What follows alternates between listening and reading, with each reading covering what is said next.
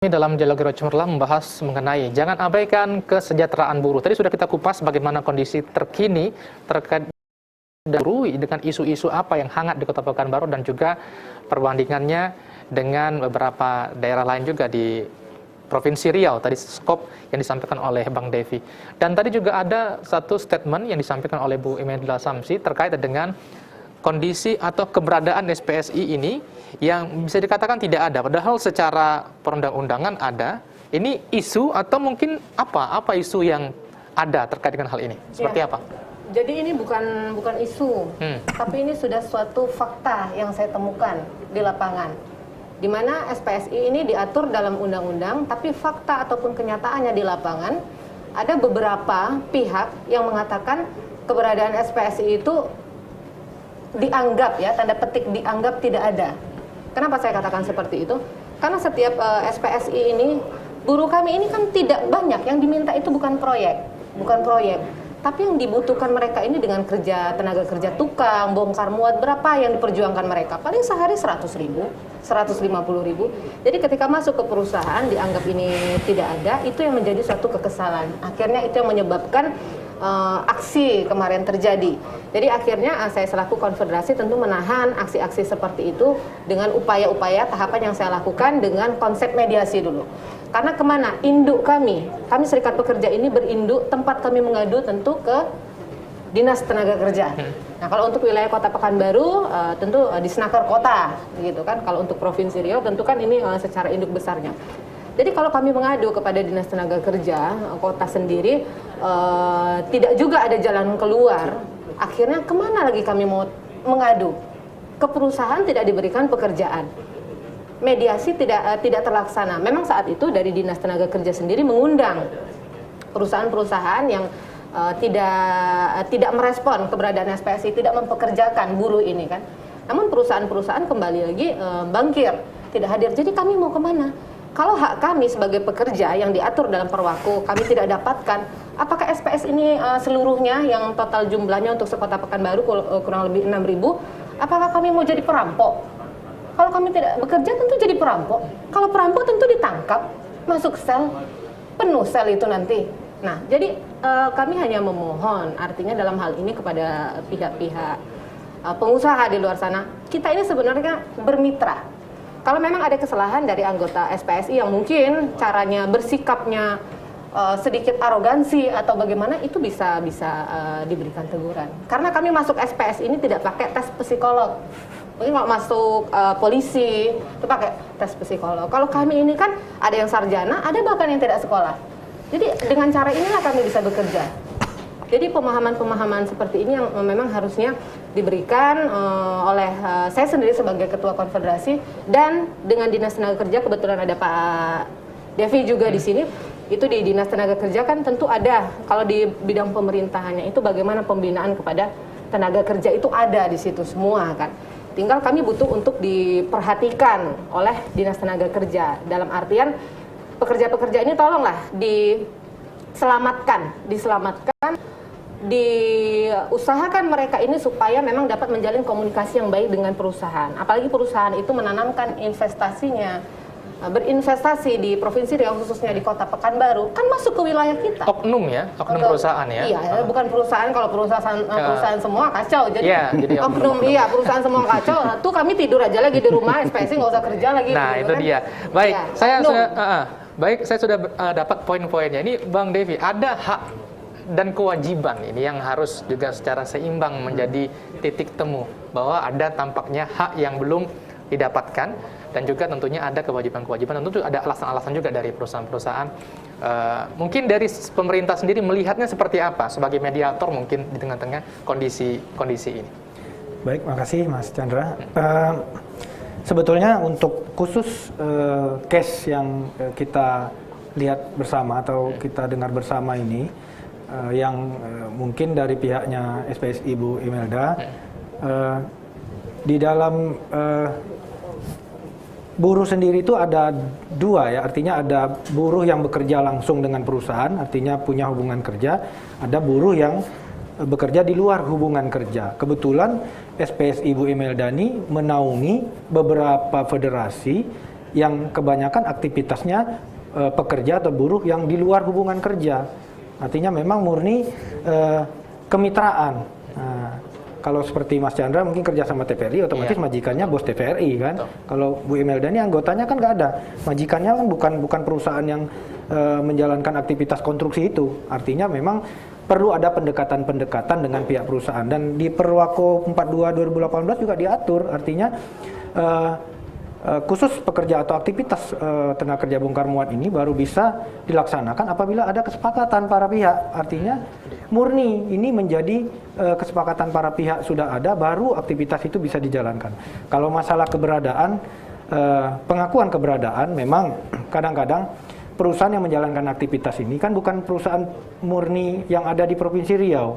Artinya mereka dapat menang proyek kebetulan dari mungkin perusahaan dari Jakarta, sehingga yang ada di sini ini kan hanya pengawas atau mandornya saja. Sehingga memang beberapa waktu lalu, bulan Desember tepatnya, kita udah panggil untuk melakukan pertemuan, termasuk juga pihak Bu Imelda kita undang, perusahaan yang juga dimintakan untuk bermitra itu juga kita undang, di Snaker Kota juga kita undang. Kebetulan pihak perusahaan ini karena memang mereka mungkin yang berwenang itu tidak ada di sini, sehingga mereka memang tidak hadir waktu itu, dan kami sudah memberikan petunjuk kepada Disnaker Kota supaya ini ditindaklanjuti di lapangan oleh Disnaker Kota. Artinya mereka memfasilitasi ulang untuk supaya teman-teman ini bisa melakukan komunikasi dalam rangka menjalin kesepakatan itu tadi. Nah, kalau misalnya memaksa juga pekerjaan ini harus dilaksanakan, ya itu tadi Bu Imelda sudah sampaikan bahwa kalau pekerjaan memaksa ini, sementara pihak perusahaan itu tidak memberikan ruang untuk kita dapat membangun kesepakatan, tentu saja tindakan pemaksaan ini bisa menjadi tindakan yang ilegal secara hukum. Nah, ini tidak kita harapkan. Nah, kita menghimbau juga bagi perusahaan-perusahaan khususnya yang bergerak melaksanakan pekerjaan konstruksi, bukan hanya konstruksi pemerintah saja, tapi juga pihak swasta yang melakukan pekerjaan konstruksi. Di sini juga setidaknya mereka juga tahu bahwa keberadaan teman-teman buruh atau pekerja yang di luar hubungan kerja ini memang sudah ada lama di Pekanbaru. Khususnya SPSI ini kan bukan serikat baru, ini sudah serikat tua ini. Nah, kan kita harapkan memang ada pendewasaan juga di organisasi, sehingga ketika membangun komunikasi dengan pihak perusahaan yang ingin diminta kemitraannya juga dengan cara yang elegan, jadi intelektual dikedepankan, jangan dengan otot, tapi juga dengan pendekatan kondusif secara kekeluargaan. Nah, ini menjadi dasar, dan pemerintah tidak tinggal diam untuk ini. Saya rasa mungkin Bu Imelda karena ruang lingkup kerjanya di Kota Pekanbaru harus lebih banyak intens berkomunikasi dengan Kadisnaker Kota Pekanbaru dalam hal ini supaya keinginan ataupun kebutuhan pekerja di sektor bongkar muat ini bisa dipenuhi, karena mereka kawan-kawan ini kan juga menghidupi keluarga. Jadi pendapatan atau penghasilan yang diperoleh dari yang Bu Imelda bilang tadi dari 100.000 ataupun 50.000 satu hari itu merupakan pendapatan yang betul-betul bisa memberikan kesejahteraan, walaupun tidak optimal atau maksimal ya, tapi setidaknya bisa mengurangi pengangguran di yang tenaga kerja non skill ini, ya kan? Kalau skill otomatis dia udah melamar ke perusahaan yang ini, gitu Mas. Jadi ya, silakan ditanggapi. Jadi saya tertarik dengan yang disampaikan oleh Pak Dev tadi dari Disnaker Provinsi. Jadi ada 2 poin yang saya tangkap tadi. Yang pertama adalah supaya SPSI ini bersikap elegan tanpa ada sikap-sikap yang dengan unsur pemaksaan. Jadi kembali lagi saya sampaikan Pak, SPSI ini pemaksaan yang dikatakan terkadang melakukan suatu pemaksaan itu karena kami yang dipaksa untuk bersikap seperti itu. Artinya kenapa?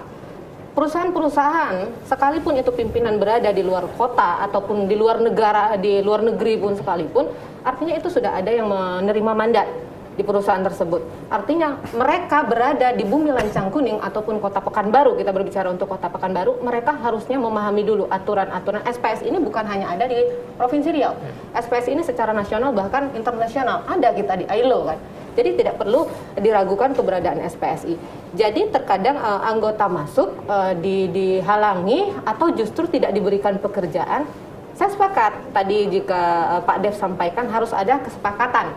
Kalau tidak sepakat berarti memaksa. Kesepakatan ini pihak perusahaan harus tahu juga bahwasanya ini pekerjaan, apakah mereka menempatkan pekerja tempatan, kan ada dalam pergub bahwasanya diwajibkan 60 atau 70% itu pekerja itu harus berasal dari pekerja tempatan. Nah, kalau mereka menggunakan pekerja dari luar daerah, ini sudah menyalahi aturan sama sekali, kecuali yang secara teknikal ya, secara skill. Jadi kalau dikatakan mungkin ada unsur-unsur pemaksaan itu terjadi di lapangan, terkadang itu kami dipaksa untuk bersikap seperti itu karena kami hanya menuntut hak-hak kami. Tapi ketika hak kami tidak diberikan, akhirnya terjadi sikap seperti itu. Tapi tetap saya sampaikan kepada kawan-kawan di lapangan, artinya kita tetap berada dalam koridor, kita harus tertib, ikuti aturan karena kita diatur oleh undang-undang. Dan yang kedua juga tadi disampaikan oleh Pak Dev, bahwasanya pembinaan tadi ya, pembinaan dari organisasi, ya, pembinaan di organisasi.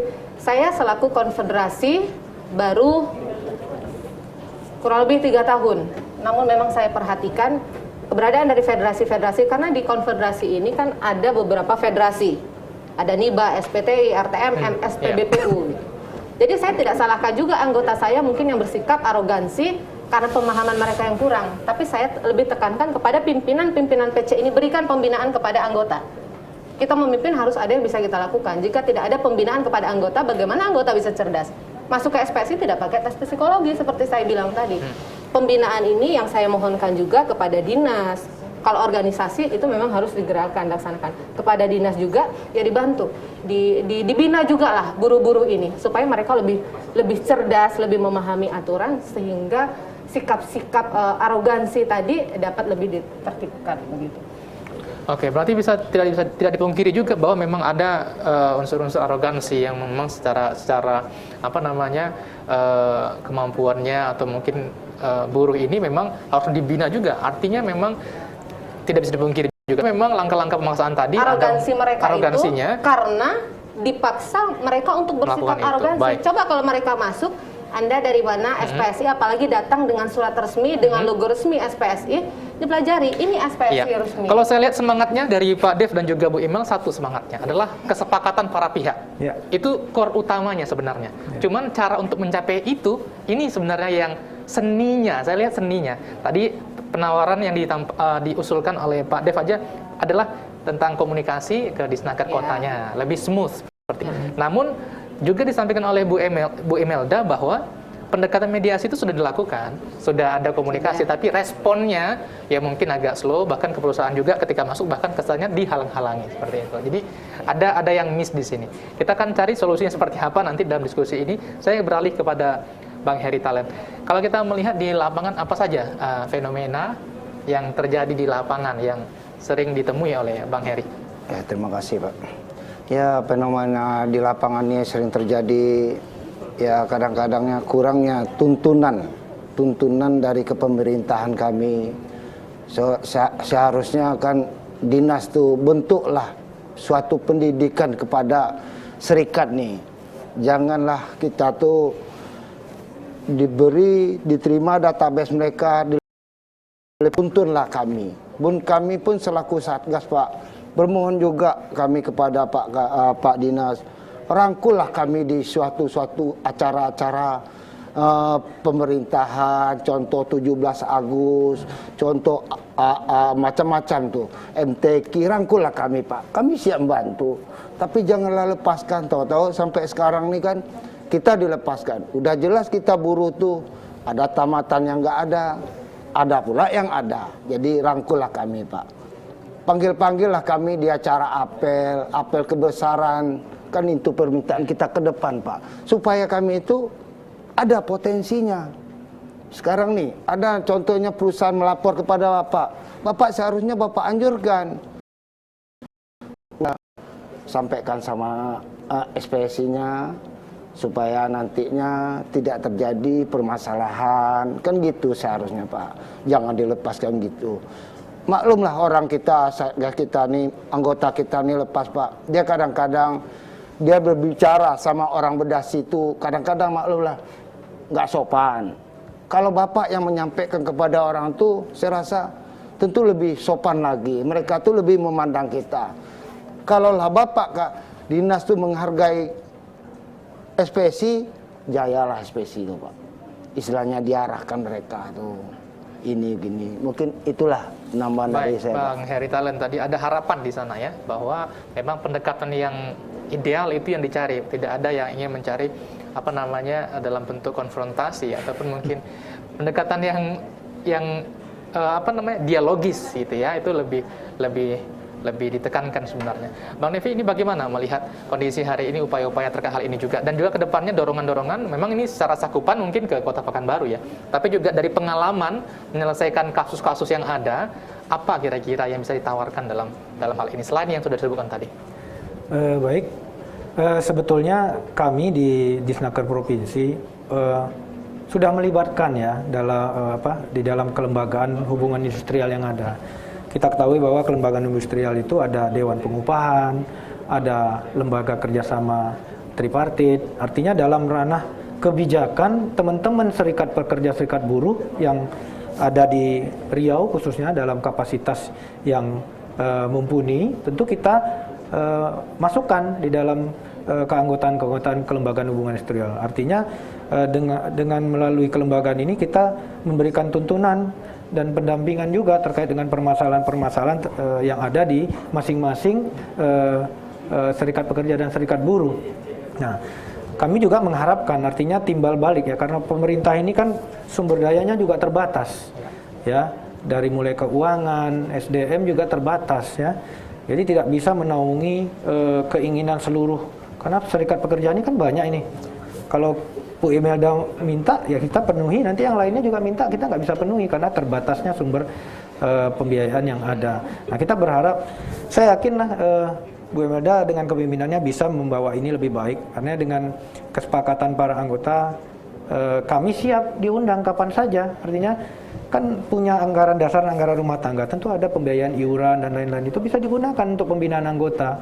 Artinya Disnaker dalam hal ini ya, pemerintah dalam ini siap kapanpun ya, nggak perlu ada dibayar honor atau apapun, nggak perlu, karena itu menjadi tupoksi dan kewajiban kita dalam rangka melakukan pembinaan kepada pekerja dan buruh. Nah, terutama yang banyak masalah ini kan yang di luar hubungan kerja, karena tingkat SDM-nya juga pendidikannya terbatas ya.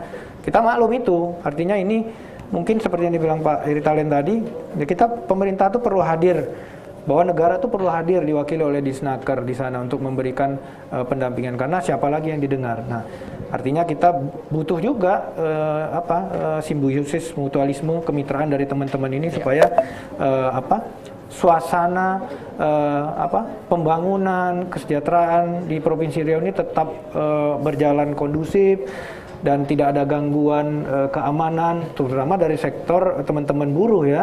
Karena investasi itu baru bisa berkembang dan bertumbuh ketika memang wilayah itu jauh dari masalah-masalah yang mengganggu iklim investasi itu sendiri. Kita jangan melihat hanya semata buruh atau pekerja yang sudah ada ya, tapi adik-adik kita yang bakal nanti mencari pekerjaan itu, kalau misalnya suasana wilayah itu tidak kondusif, investasi tidak akan masuk. Jadi wilayah tenaga kerja itu jangan skopnya kecil terkait dengan orang yang mungkin sekarang kompetensinya tidak bisa terpenuhi di lapangan kerja atau di bursa kerja. Tapi kita juga berpikir adik-adik kita nanti seperti apa kalau kondisi kondusivitas ini tidak kita kawal dan kita jaga. Nah, jangan kita berpikir sempit sekarang ini, karena tenaga kerja itu butuh persiapan sekarang ini. Jangan sampai Indonesia ini, terutama tenaga kerja Riau ini, justru yang skillnya pindah ke negara lain, tinggal yang enggak ini, karena hak bekerja itu berdasarkan ILO juga tidak ada pembatasan. Kalau prioritas is okay, kita setuju. Artinya anak tempatan tuh punya hak untuk bekerja di wilayah kita ini. Tapi juga perusahaan yang menjalankan atau investasi ini juga berhak merekrut yang kita juga harus berkompetisi untuk meningkatkan skill dan kompetensinya. Nah, kita kan kalahnya di situ. Artinya anak-anak tempatan tuh sampai mana? Justru yang punya skill larinya ke Kuwait, ke Arab atau ke negara-negara maju sana. Nah, hak bekerja itu tidak pernah dibatasi oleh ruang itu, Mas. Jadi Mas Chandra itu punya KTP Riau, itu boleh bekerja di Papua, karena Indonesia ini, bahkan di luar negeri pun boleh. Tidak ada membatasi ruang. Tuhan, tentu kita pemerintah dalam hal ini memberi arahan dan petunjuk kepada pengusaha agar tenaga kerja lokal ini menjadi perhatian untuk teman-teman pengusaha bisa bekerja, mendapat peluang kerja di perusahaan-perusahaan yang memang berinvestasi khususnya di Provinsi Riau. Kalau kita lihat komposisinya sekarang memang kalau di konstruksi mungkin saya kurang tahu ya, karena memang itu dinas atau perusahaan terkait ini yang lebih mengerti tentang kebutuhan tenaga kerjanya. Nah, tentu mereka yang bisa memilah dan memilih kebutuhan ini. Artinya kalau bongkar muat misalnya kita contohkan, bongkar muat mungkin yang bisa dikelola oleh teman-teman SPSI tentu yang tidak menggunakan alat, hanya menggunakan kekuatan tenaga ya. Tenaga. Tapi kalau misalnya beton atau tiang yang besar itu tentu harus pakai alat Harus dan yang ahli. pekerjanya tentu pekerja yang mengerti mengoperasikan alat. Nah, jadi kita lihat juga hak bekerja kita di sektor konstruksi kemitraan itu juga memang betul-betul tersedia untuk kawan-kawan yang non skill ini. Itu mungkin saya rasa Mas Chandra. Peluangnya seharusnya juga sama, prioritasnya juga harus sama. Ya. Tinggal duduk sepakatnya yang penting. Kenapa tidak kesannya dihalang-halangi? Mungkin itu juga belum terjawab dengan ruang-ruang diskusi. Kemudian juga apa sebenarnya ruang yang ada untuk SPSI tadi. Seperti itu mungkin yang ingin yang ingin ditekankan. Dari Bu Imelda sendiri seperti apa nih sebagai closing statement juga? Ya, saya tanggapi juga yang disampaikan oleh Disnaker Provinsi ya, dalam hal ini Pak Dev tadi kan. Jadi kapasitas berbicara secara spesifik untuk secara teknikal ataupun barang-barang bongkar muat, sebenarnya kan bukan hanya bongkar muat saja ya, tapi ada seperti pekerjaan umum, seperti tukang-tukang juga ada di SPSI kan, di pergudangan juga ada. Jadi sebenarnya dalam perwaku itu sendiri ada bagian kerja yang memang dikerjakan oleh tenaga manusia itu secara full begitu ya. Misalnya upahnya, misal upahnya 1 juta, berarti itu dikeluarkan oleh perusahaan 1 juta. Tapi ada bahan-bahan yang tidak bisa dikerjakan oleh tenaga manusia, harus menggunakan kram, harus menggunakan alat. Nah, itu juga diatur dalam perwaku.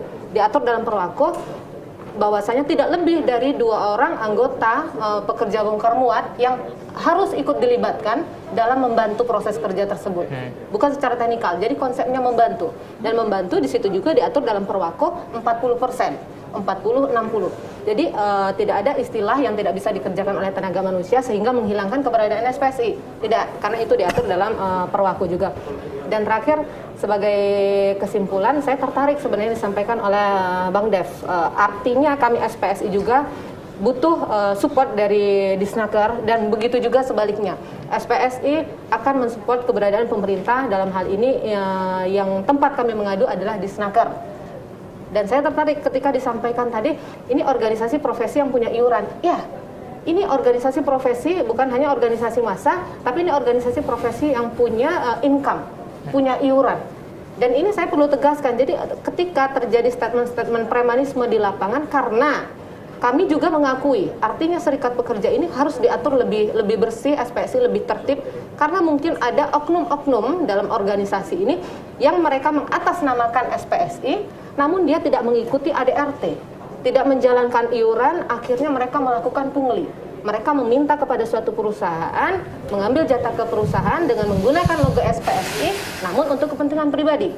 Nah, hal-hal seperti itu yang harus kita tertibkan supaya mampu SPSI dan pemerintah menjaga hubungan industrial yang harmonis dan situasi yang kondusif di Kota Pekanbaru. Kota Pekanbaru. Dan kalau ada apa-apa yang seperti itu yang melanggar, lapor aja sama Bu Imel ya. Lapor saja. Bu Imel nih anggota nih. Dan Satgasnya lapor saja. Bang Heri, ini ada nih, itu ya. Kita cross check dulu nih, apa benar SPSI? Oh benar, ada ininya gitu ya. Jadi memang dua arah. Satu lagi. Iya, gimana? Itu dari anggota saya kan diakui mungkin ada oknum. Tapi kalau ada juga perusahaan-perusahaan yang membandel dengan menggunakan kekuatan oknum-oknum untuk menghalangi SPSI bekerja, tolong dilaporkan juga kepada konfederasi supaya kita berikan pemahaman kepada perusahaan. Kami diatur dalam undang-undang, jadi kita harus berbicara dengan baik. Jangan dianggap SPSI tidak ada, karena SPSI itu ada. Hidup SPSI.